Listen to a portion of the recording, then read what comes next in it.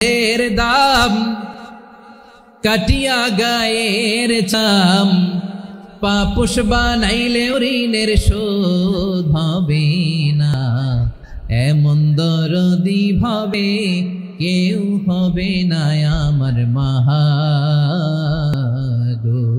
মায়ের এক ধারে দুধের দাম কাটিয়া গায়ের চাম পাপুষ বানাইলে ঋণের শোধ হবে না, এমন দরদি ভাবে কেউ হবে না আমার মাহাগো। ঠিক কিনা? মাকে তো বাদ দেওয়া যায় না। ওয়াকাদা রাব্বুকা আল্লা তা'বুদু ইল্লা ইয়্যাহু ওয়া বিল ওয়ালিদাইনি ইহসানা। আল্লাহ বলে অবধারিত দুইটা ভার্ডিক্ট তোমাদের জন্য, এক আল্লাহর ইবাদত করবা আর মা বাবার প্রতি ইহসান করবা। আদেশটা কার? মা বাবার প্রতি ইহসান করতে হবে। আমার মা হিন্দু হোক ভালো আচরণ করতে হবে, বৌদ্ধ হোক ভালো আচরণ করতে হবে। আমার যে সমস্ত হিন্দু ভাইয়েরা মুসলিম হয়েছ, তোমাদের মা বাবা এখনো মুসলমান হয় নাই, তাদের সাথে ভালো আচরণ করতে হবে। আপনাদের খেদমত নিজে করতে হবে অথবা খেদমতের ব্যবস্থা করাই দিতে হবে। মান্থলি যে খরচ লাগে এটা দিতে হবে। আরে তুমি এখন মুসলিম, তোমার মা বাবা হিন্দু, এখনই তো সুযোগ ইসলামের সৌন্দর্য দেখানো। এখন মা বাবা যদি দেখে আরে এটা হিন্দু থাকতে তো বদমাইশ ছিল, বেয়াদব ছিল, কি এমন ধর্ম সে গ্রহণ করলো যেটা গ্রহণের সাথে সাথে সে পাল্টে গেল? কি এমন ধর্ম সে গ্রহণ করেছে যেটা তার জীবনকে আলোকিত করে দিয়েছে? নসিব ভালো হইলে তারাও কালিমা পড়ে মুসলমান হয়ে যাবে। বিশ্ব ইসলামের স্ত্রীর নাম ছিল আয়েশা রাদিয়াল্লাহু তাআলা আনহা, আবু বকর রাদিয়াল্লাহু তাআলা আনহুর মেয়ে। আবু বকর রাদিয়াল্লাহু তাআলা আনহুর আরেক মেয়ের নাম হচ্ছে আসমা। কি নাম? দুজনই আবু বকর রাদিয়াল্লাহু তাআলা আনহুর মেয়ে, আসমা আর আয়েশা। নাম দুইটা কেমন লাগে? আসমা নামটা কেমন লাগে? আয়েশা নামটা কেমন লাগে? সবার ভালো লাগে নাই? নাম দুটো আপনাদের ভালো লাগে? লালমনির হাটে অনাগত যদি কন্যা সন্তান হয়, যদি মনে চায় আসমা রেখে দিতে পারবেন, যদি মনে চায় আয়েশা রেখে দিয়েন। দেশে বিদেশে এয়ারপোর্টে রাস্তাঘাটে শুধু বলে হুজুর একটা নাম দেন, আমার ছেলের একটা নাম দেন, মেয়ের একটা নাম দেন। তো আমার মনে আছে যশোরের আদ্দিনের মাহফিলে আমি একটা দুইটা নাম দিয়েছিলাম। আজকে লালমনির হাটের এই প্রোগ্রামে কন্যা সন্তান যদি হয় দুটা নাম দিলাম, আসমা কিংবা আয়েশা। ইনশাআল্লাহ পড়েন। দুজন বোন, এক মায়ের না, বাবা এক মা দুইজন। আয়েশা রাদিয়াল্লাহু তাআলা আনহার মায়ের নাম উম্মে রুমান, আর আসমা রাদিয়াল্লাহু তাআলা আনহার মায়ের নাম উতাইলা বিনতে আব্দুল উজ্জা। আবু বকর রাদিয়াল্লাহু তাআলা আনহু 4টা বিয়ে করেছিলেন। তো একই ঘটনা ঘটেছে এই ফ্যামিলিতে। আসমা ইসলাম ধর্ম গ্রহণ করে মুসলিমা, কিন্তু তার মা কোতাইলা মুশরিকা। আই রিপিট, বোঝার জন্য আমি আবারও বলি, আসমা রাদিয়াল্লাহু তাআলা আনহা মুসলিমা, আর আসমার মা কোতাইলা, আওয়াজ করে বুঝে থাকে বলেন, আসমার মা মুশরিকা। তার মানে মেয়ে মুসলিম, মা অমুসলিম। ভেজাল আছে না নাই? কিন্তু কোতাইলা আর ধৈর্য ধারণ করতে পারে না। নার ছেড়া ধন, কলিজার টুকরা ধন, কলিজার টুকরা সন্তান আসমারে দেখতে বড্ড মন চায়। সাইয়েদানা আসমা রাদিয়াল্লাহু তাআলা আনহা মক্কা থেকে হিজরত করে মদিনায় চলে গেলেন হুদাইবিয়ার পর। যখন মক্কা মদিনার ট্রাফিক স্বাভাবিক হলো, মক্কার লোক মদিনায় যায়, মদিনার লোক মক্কায় আসে। কোতাইলা কলিজার টুকরা সন্তান আসমারে দেখার জন্য কিছু উপহার নিয়ে বিশাল মরুপথ পাড়ি দিয়ে মক্কা থেকে মদিনায় যায়। সুবহানাল্লাহ বলেন। এখন মা আসছে মেয়ের সাথে দেখা করতে, মেয়ে তো আর দেখা দেয় না। মেয়ে ভাবছে আমার মা তো মুশরিকা, অপবিত্রা, তার সাথে কি দেখা দেয়া যাবে? বিশ্বনবীর দরবারে চলে গেলেন। সুবহানাল্লাহ বলেন। কি সৌভাগ্যবান ছিল তারা, মাসলা জানার দরকার হলেই নবীর দরবারে চলে যেত। ঘরে বউয়ের সাথে ঝগড়া হলে নবীর দরবারে চলে যেত। অনেক সাহাবী বলে আমার পেটে ক্ষুধা লাগলো আমি নবীর কাছে চলে যেতাম, কারণ নবীর চেহারার দিকে তাকালেই আমার পেটের ক্ষুধা মিটে যেত। সাইয়েদানা আসমা রাদিয়াল্লাহু তাআলা আনহা বিশ্বনবীর কাছে চলে গেলেন, যে বললেন ইয়া রাসূলুল্লাহ ইয়া হাবিবাল্লাহ ইন্না উম্মি কাদিমাতুন ইলাইয়া ওয়া হিয়া রাগিবা। আমার মা মক্কা থেকে অনেক দূর মরুর পথ পাড়ি দিয়ে উপহার সামগ্রী নিয়ে মদিনায় আমার সাথে দেখা করতে এসেছে গো নবী। আমার জানতে বড্ড ইচ্ছে হয় আমি আমার মুশরিকা মায়ের সাথে একটু দেখা করতে পারবো কিনা। আফা আসিলুহা, আগে যেমনি আমি আমার মায়ের সাথে ভালো আচরণ করতাম, যেমনি আমি আমার মায়ের সাথে সদাচরণ করতাম গো নবী, এখন আমি মুসলিমা, মা মুশরিকা, এখনো কি আগের মতো সদাচরণ করতে পারবো নাকি? বিশ্বনবী বললেন, নাম সিলিহা, হ্যাঁ রে আসমা, অবশ্যই অবশ্যই, আগে ঠিক যেমন তুমি তোমার মায়ের সাথে ভালো আচরণ করতে, এখনো তেমনি আগের মতো ভালো আচরণ করবা। আওয়াজ করে পড়েন সুবহানাল্লাহ। কি ইসলাম আমরা পেয়েছি! কত ব্রড মাইন্ডেড আমাদের ইসলাম, কত ওপেন মাইন্ডেড ইসলাম, কত ওপেন আপ করতে পারে, চিন্তা করতে পারেন। বিষ্ণু বললেন, হ্যাঁ অবশ্যই, নাম সুলিহা, আগে যেমনি ভালো আচরণ করছো আসমা, এখন ওইরকমই করো, পারলে আরো বাড়ায় করো। সুবহানাল্লাহ বলেন।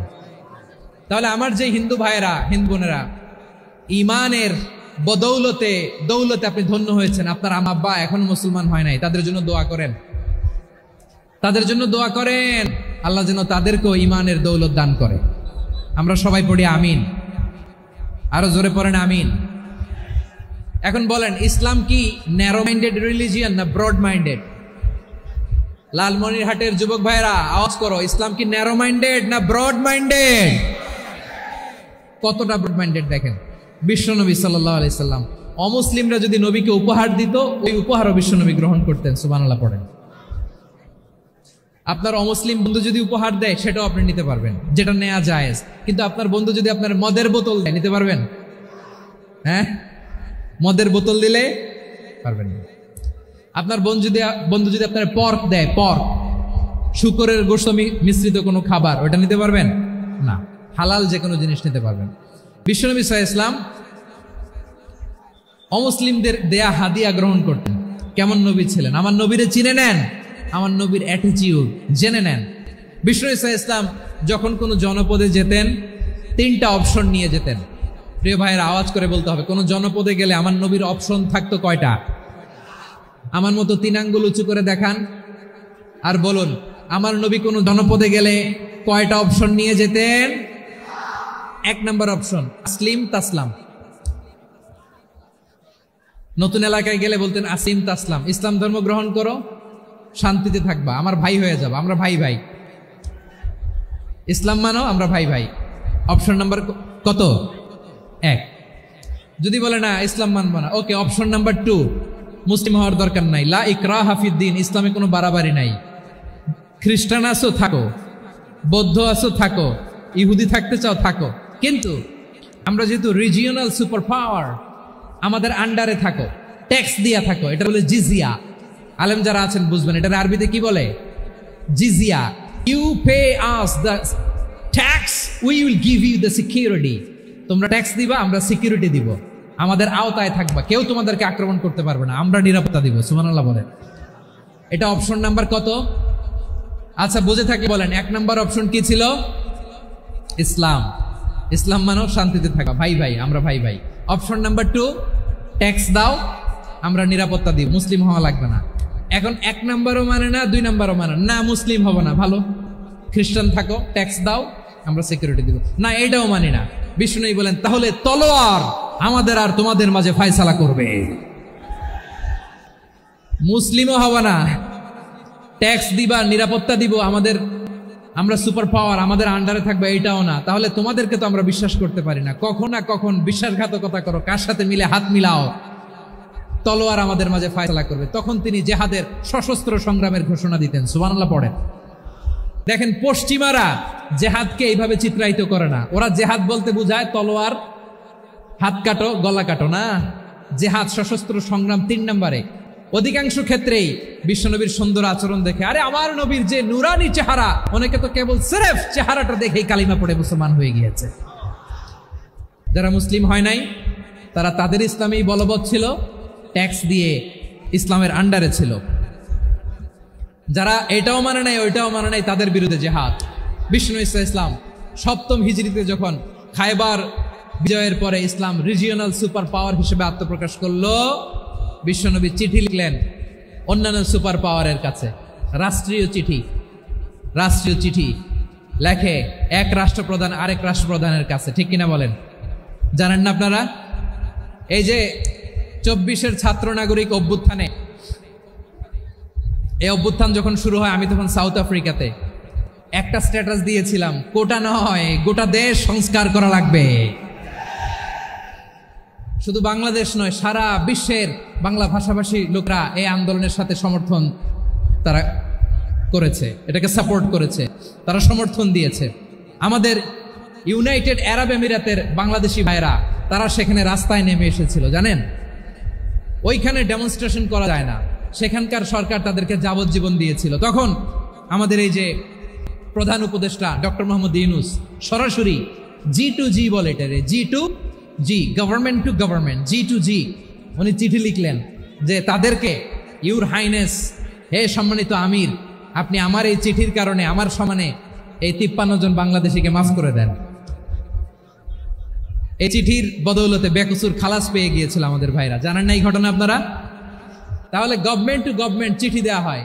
7ম হিজরিতে বিষ্ণু ইসলাম সব সুপার পাওয়ারের কাছে চিঠি দিলেন, রোমান সম্রাটের কাছে, পারস্য অধিপতির কাছে, মিশরের অধিপতির কাছে, সবার কাছে চিঠি লিখলেন।